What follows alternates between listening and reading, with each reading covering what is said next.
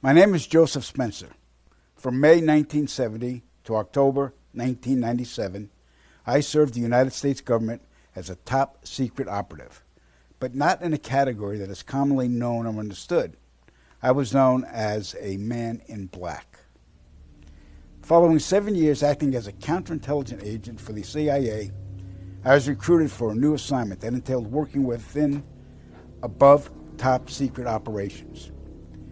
I was aware of the black budget projects, but never knew the context of them due to their high level of secrecy.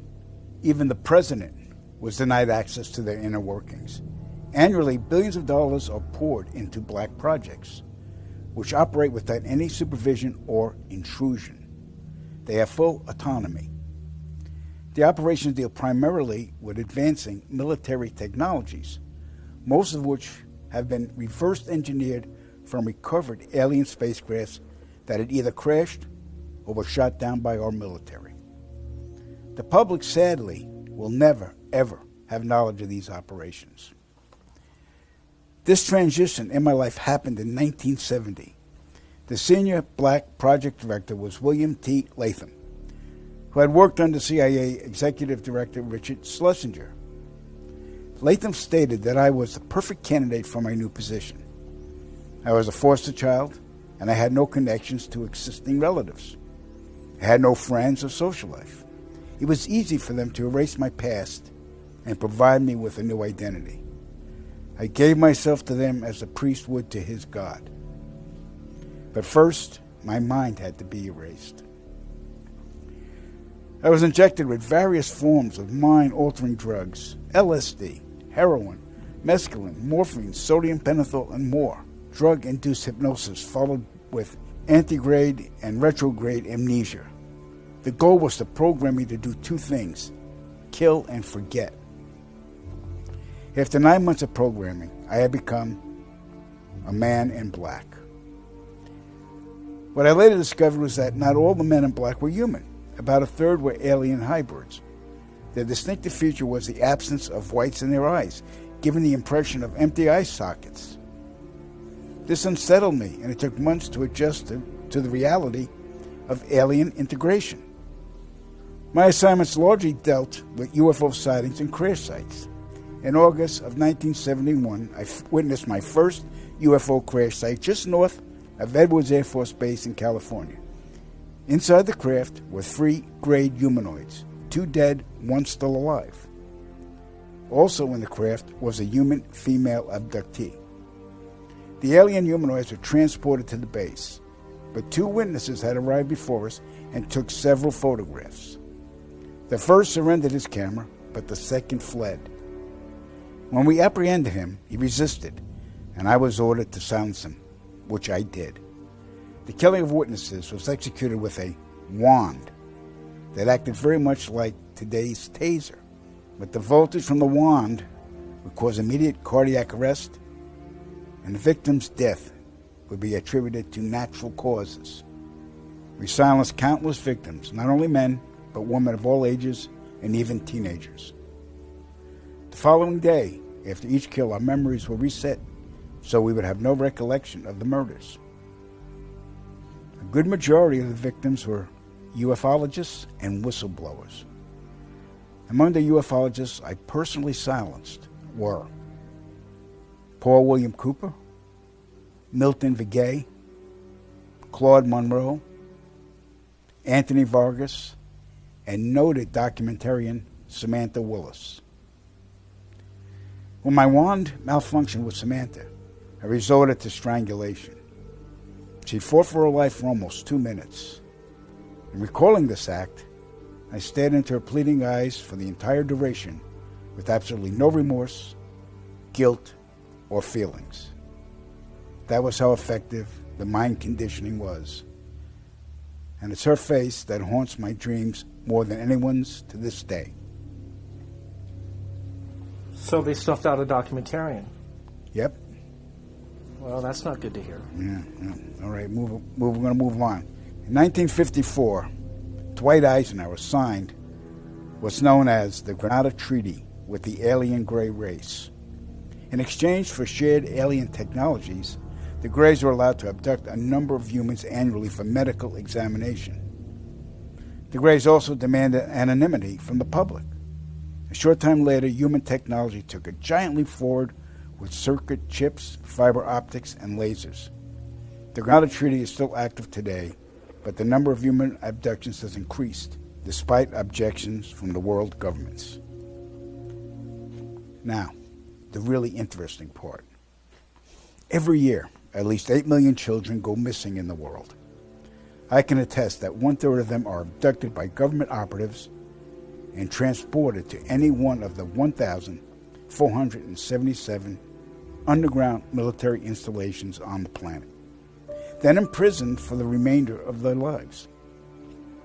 The children are subjected to biological and genetic experiments, dissections, and mutilations performed not by human scientists, but an alien gray species.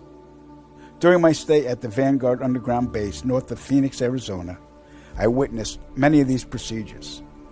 Because there was no form of anesthesia administered to the young patients, the halls reverberated with the screams of tortured children from morning to night. The ones that perished were incinerated in the installation's crematoriums. My point of contact at this base was Lieutenant Colonel Charles T.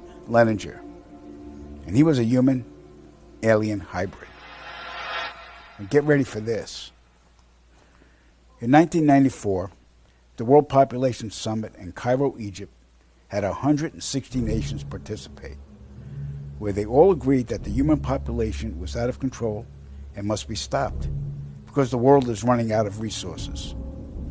An agreement was formed that would mandate the reduction of humans from 6 billion to 800 million by the year 2030.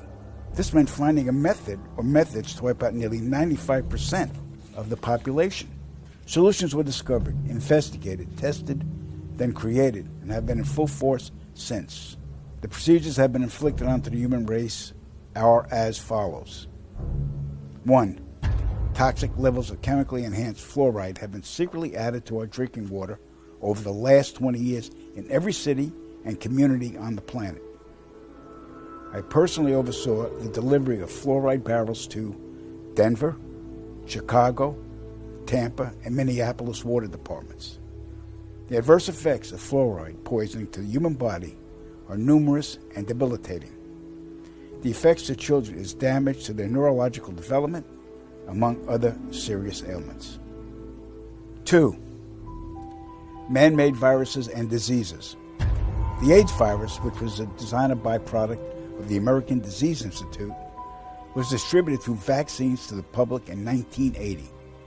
Instituted as a preliminary population control tactic, the results were successful and led to more lab-produced viruses that have since been unleashed onto the public.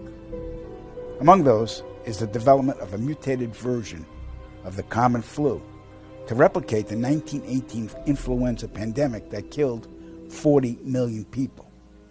The first strain of this new flu virus will be released to the public in late 2017. So if we see a flu outbreak in the late 2017 or early 2018 that's killing people, we'll know this is true. Right. 3. Killing us from the air with neurotoxins, barium chloride, cancer microbes, and viruses by way of chemtrails, released into the skies daily over all inhabited regions by military aircrafts. The effects of these toxins are severe and over time lethal, causing respiratory ailments, cancer, damage to the immune systems, and sterilization in men. Since the chemtrail plan was implemented, sperm count in men has dropped nearly 50%. If this isn't reversed soon, the human race will face early extinction. Now the grand finale. This is some scary shit. In March 1997, an event known as the Phoenix Lights became the most infamous UFO sighting in history. A mile-wide vessel, clearly not man-made, flew slowly and silently over the state of Arizona and was witnessed by 10,000 people, including the governor of Arizona. To date, there has been no reasonable explanation. But for every witness interviewed, the craft was as real as anything they'd ever seen. Their lives were transformed. They now believe that we truly are not alone. However, there is another truth, for I know what they really saw. In 1986, while stationed at an underground installation near Boulder, Colorado, I was introduced to Project Skybeam by Lieutenant General Andrew Garris. I was then led down a corridor and into a large hangar, where a stealth bomber hovered only 20 feet above me. I stood there confused. Then Garris looked over at me and smiled, then asked if I was certain of what I was seeing. I replied, of course. What else could it be? I was then shocked to find out that this wasn't a real craft. It was a projected hologram. Since the early 1950s, scientists have been developing holographic technology, and over the years improved it to a state that we can only imagine. As I stood there staring at the bomber, which looked so absolutely real and solid that I could reach up and touch it, I contemplated the possibilities. What if this projection was 1,000 feet up in the sky? How would anyone know that that was an illusion? The Phoenix Lights craft, witnessed by 10,000 people, was the first grand-scale skybeam test upon the public. It succeeded beyond expectations. In October 1938, Orson Welles unleashed his War of the Worlds radio broadcast to the American public. It was so realistically portrayed, vast portions of the population went into panic. Terrified citizens scrambled to evacuate their cities in droves. America had been easily tricked by very simple means. To amplify this response, those who are truly in power of not only our country, but all the countries on the planet, and who are the true purveyors of the depopulation process, have formulated the final stage of their sinister plan. In the year 2024, a global event will alter the course of mankind's future. The world will stand witness to a massive alien invasion. Thousands of projected holographic alien warships will blanket the skies, sending people into a global panic. Real military crafts within the holograms will inflict actual damage to the surrounding areas to sell the gimmick. And as a result of the ensuing human chaos, a one-world government will immediately form without any resistance from the people. They will be the new world order. Once this happens, we as a people will be doomed to enslavement and accelerated depopulation.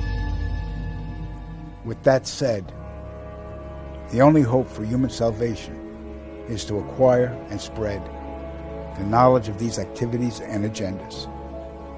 Resist, retaliate, then conquer this imposing enemy. The time is now, as humanity is rapidly approaching its final days.